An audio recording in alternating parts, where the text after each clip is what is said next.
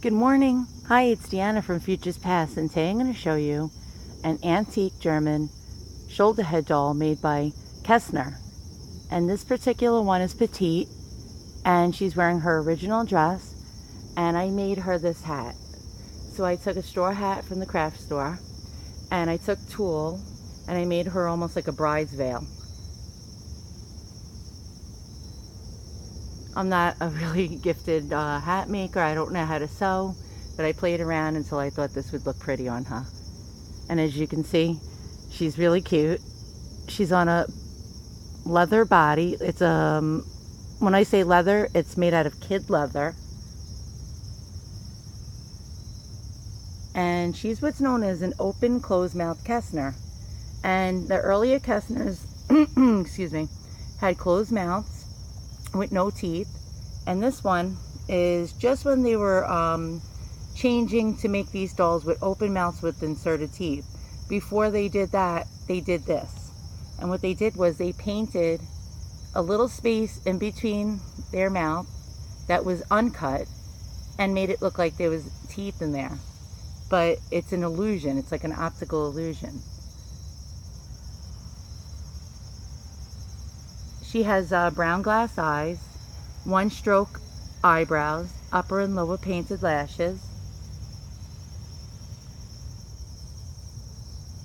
She has a lovely peaches and cream complexion, coral colored lips, and here's more detail of her dress. I replaced her shoes because she was missing shoes. She has no undergarments. I have to find some undergarments for her to make her dress flare out more. And yeah, I thought I would share her with you. I forgot what number is on the back of her head. I think it's just a number, meaning instead of having a mold number, she might have a 1 or 2 digit number, which was known as the number series. They also had, prior to mold numbers, they had what was called the alphabet series with just a letter and a size number on the back of their heads. So this is an earlier one of their models, probably early 1890, possibly late 1880s. And as you can see, she's sweet and dainty and demure. She has bisque lower hands and arms. And I'm going to show you something. Let me try to place her down a moment. Bear with me. Now, this is what happens to some of the antique Bisque shoulder head dolls with kid leather bodies. You see how her legs are sort of bowed? They're not straight. What happens is, after years of storage or on a doll stand, their legs get bent because the leather almost ages, and it ages where it's in a certain position. I can straighten this out if I place if I tie string around her leg and attach it to the stand in a straight position. It can possibly go straight again. But yeah, sometimes they get crammed down on these stands, like when you place them down, and then their legs get pushed down. But nonetheless, her body is in great shape. The leather is soft and supple, as you can see. And I'm going to tie her legs onto the stand straight with string.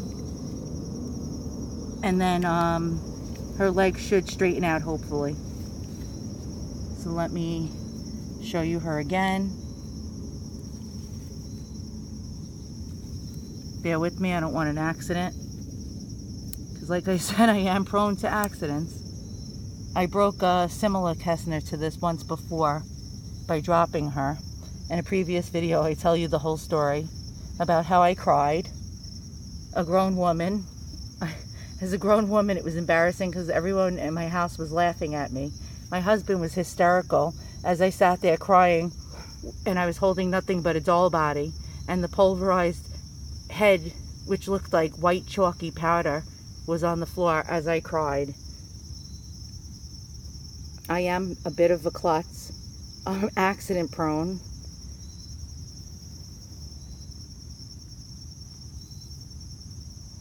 when I was a kid, I was in the hospital ER almost every weekend or every other week, and they started asking my mother questions because they thought she was abusing me.